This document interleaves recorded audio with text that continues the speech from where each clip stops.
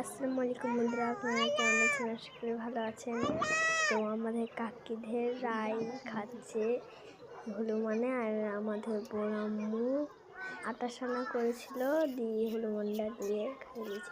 বিভিন্ন প্ল্যানটা দেখতে পাচ্ছেন গাইস।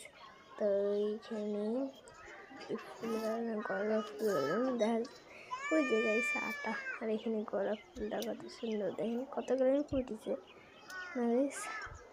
তো দেখো ভয় লাগছে, আমাদের এখানে যে টমেটো খাইলাই তাহলে ছাদে একটা টমেটো পাখি আছে সব, তাহলে আমরা সব ছাদে আছি।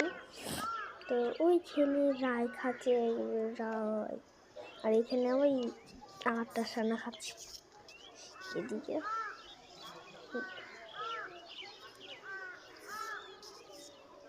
তো কেমন লাগলো ভিডিওটা কমেন্ট করে জানাবেন। তো নেক্সট টাইমে দেখো ভিডিও। আল্লাহ হাফেজ।